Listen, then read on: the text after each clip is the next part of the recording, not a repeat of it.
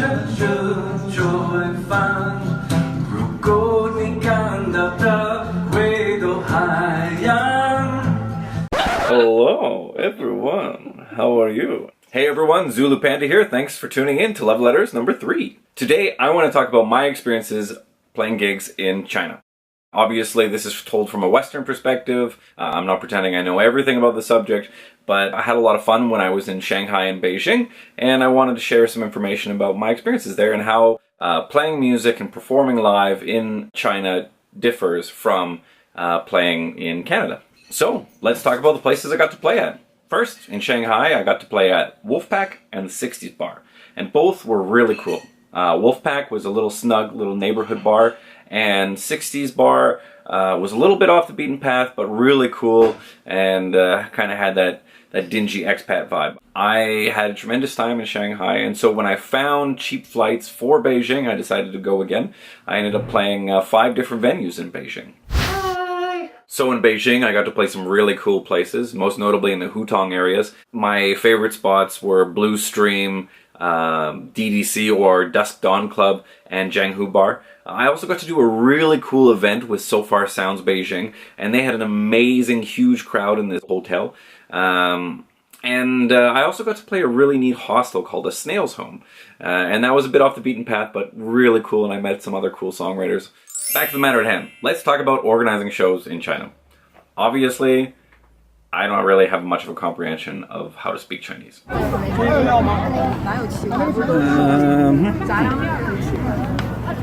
So, how did I book gigs there? This is a good question, because it would seem like this would be a very difficult task. In Shanghai, there is this street called Jinling Road, and it is full of guitar shops. And I wanted to go and get a cheap Chinese guitar while I was in Shanghai. So I went into a bunch of music stores and I found one I liked. And in fact, I got this one here. So I bought this guitar, this half-size guitar. And it's a fun little guitar. I really like it. But I met some really cool people at one of the music stores. And they told me about Wolfpack, so they invited me to come play. And I thought, oh yeah, this is great. So I ended up playing a gig. And we were there for the rest of the evening performing. It was fantastic. And then, because I played that gig, I met another fellow, an American named Scott, and he invited me to the 60s Bar. And that's where I got my second gig in Shanghai. It was a lot of fun. But when I went to Beijing, things were a little different, because I had friends who were from Beijing who were able to give me some advice.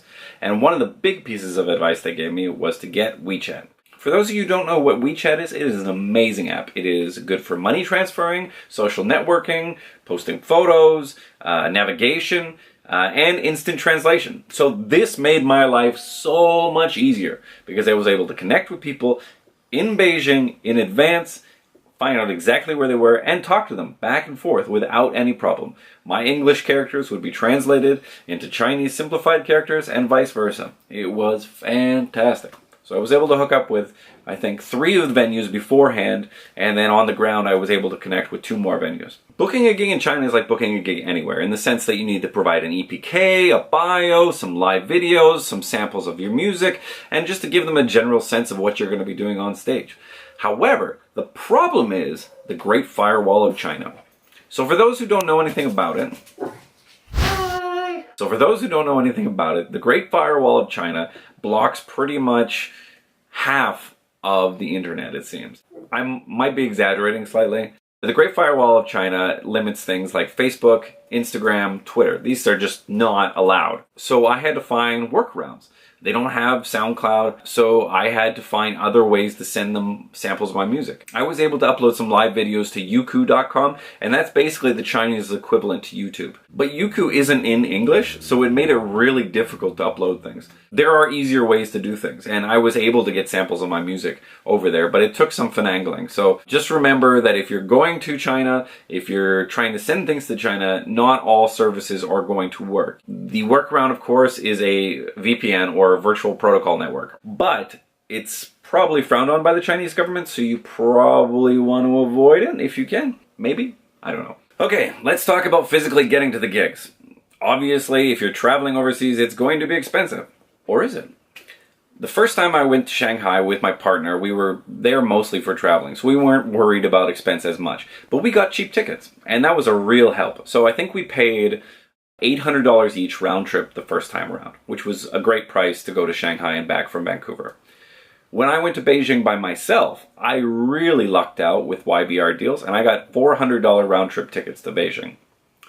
That's pretty much the best deal I've ever seen. I haven't been able to find anything comparable since.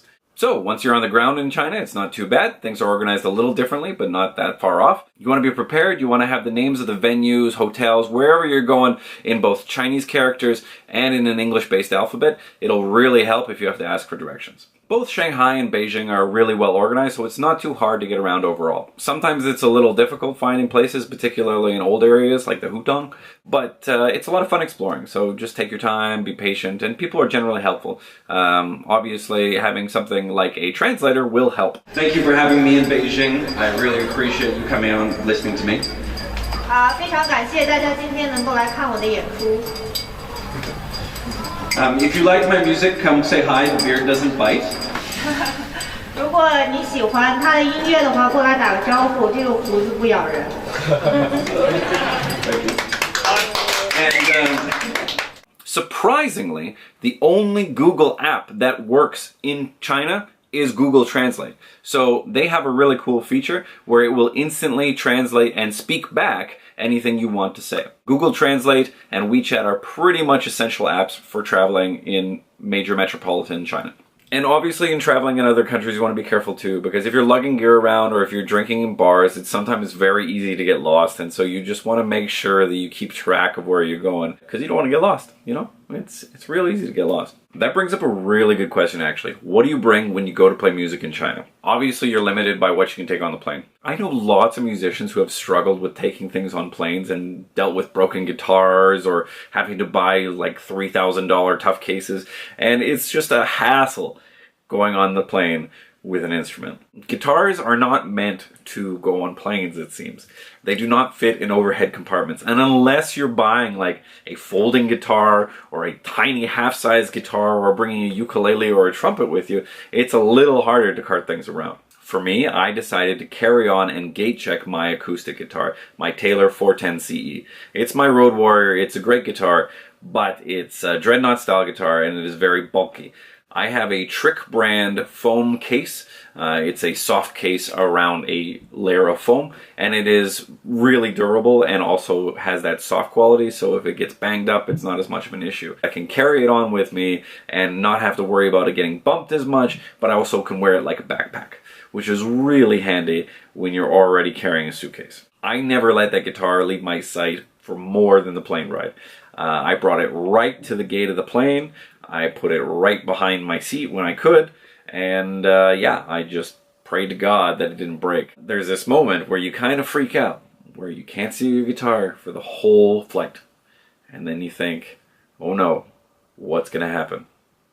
But thankfully, nothing happened. I have been so lucky. So, I had my guitar with me. What else did I have? I had a little bit of merch, but only what I could fit in my suitcase. Those little things such as USB were really handy. I brought patch cables, I brought changes of clothing, anything that I could fit in basically a carry-on size bag. It's important to keep things small and light because you got to carry things around, and not everywhere is accessible by taxicab.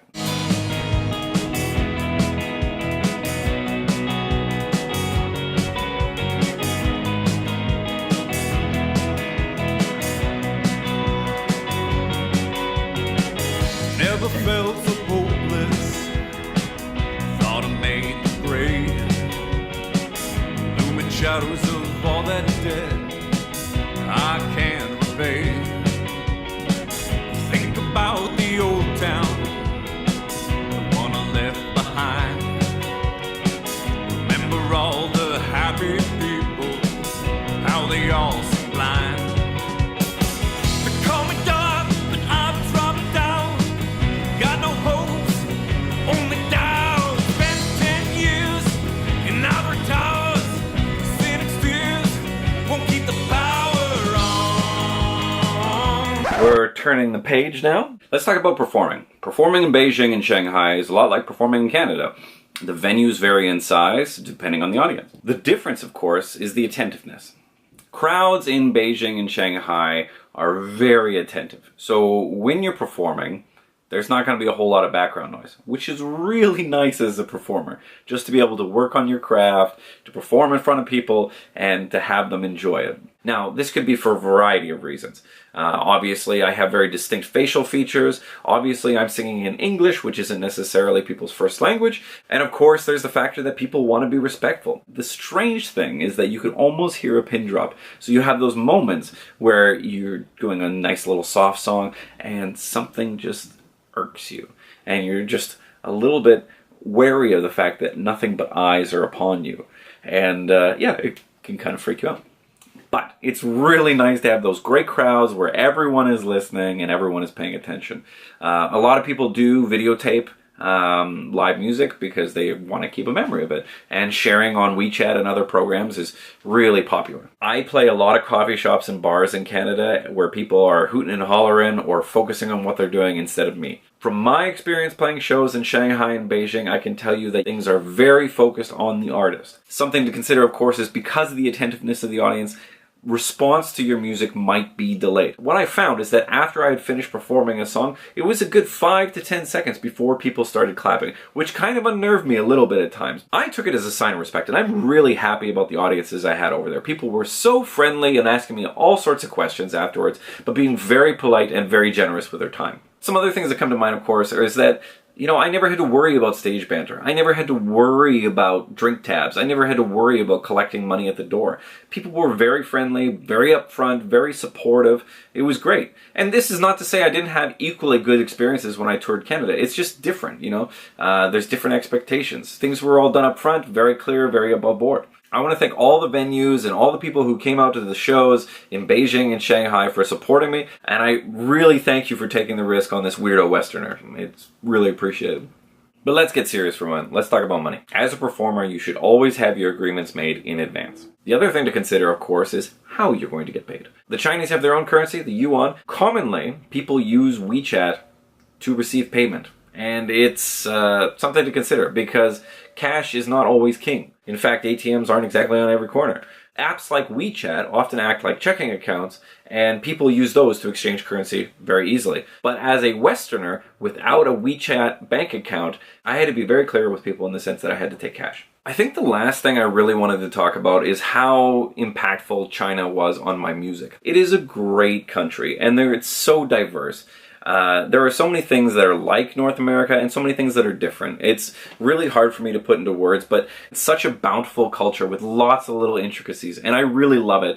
And when I was at the Big Buddha Temple in Hong Kong, I got really inspired by my surroundings, and there were these wild dogs that were chasing around monks for scraps of food, and it really reminded me of that image of loneliness you can get while traveling. And so I wrote this great song. It's called Temple Dogs, and it's available on my Power On album, and I really encourage you to listen to it. It's a great tune, and yeah, let me know what you think. Well, that's about all I want to say. Thanks for watching. I hope you tune in next time. I want to give a shout out to Becca McVicker for winning this t-shirt. If you would like to win something of your own, please share and comment on this video. The next giveaway I'm doing, of course, is a Zulu Panda prayer candle. One of a kind. Best on the market. Hope to see you next time, and until then, tell your friends about Zulu Panda. Rockin' your world.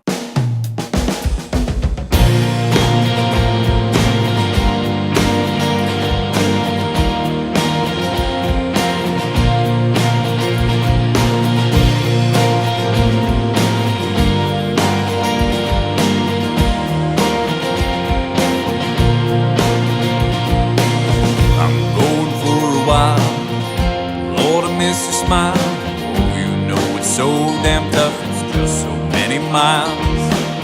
I know that you're the one, now it haunts my mind. It follows me like a hungry mutt at a Buddha shrine.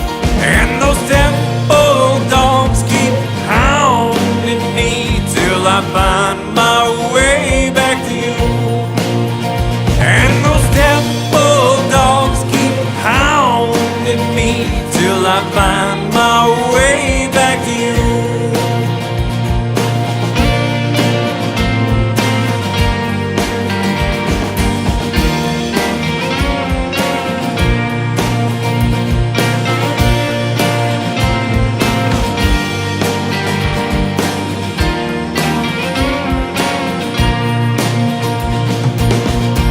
about you every day, from Yangzhou to Taipei. I've been trying to enjoy myself, but it's much too far away. Dream about where you might be while I'm walking down an empty street. Ancient ruins lie all around, and I'm feeling incomplete because those temple dogs keep hounding me till I find my way back to you. And those temple dogs keep hounding me till I find my way back to you.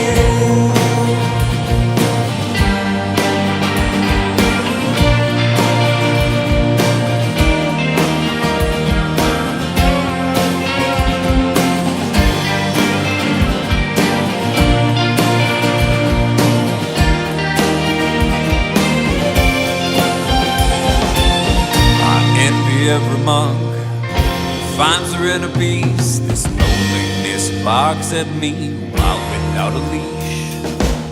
Wish it were time to go.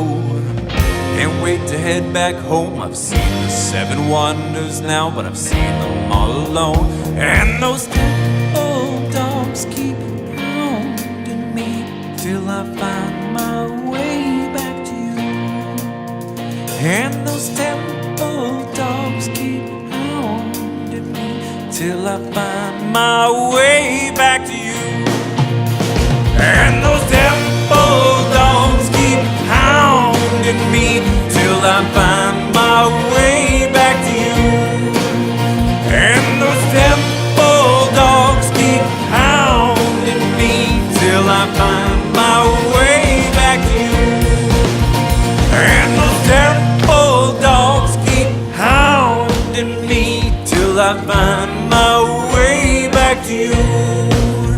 And those temple dogs keep hounding me till I find my way back to you.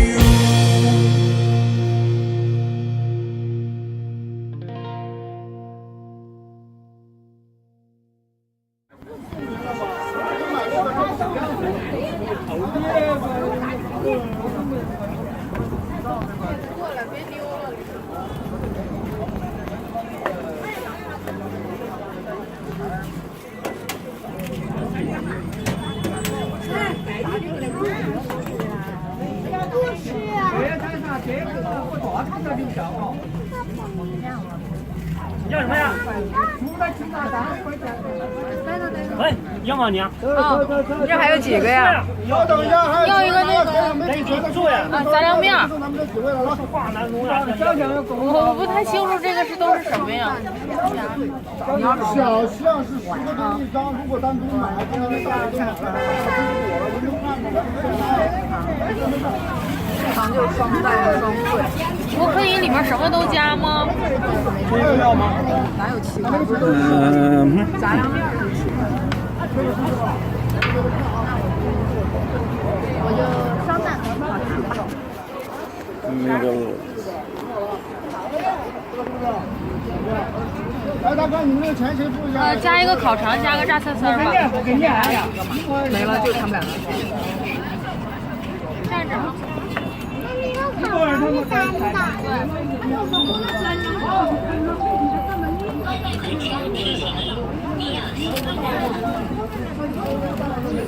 你是双蛋烤肠是吧？要一双蛋烤肠，要一双蛋双脆。等我。多少钱？把钱先给你。11。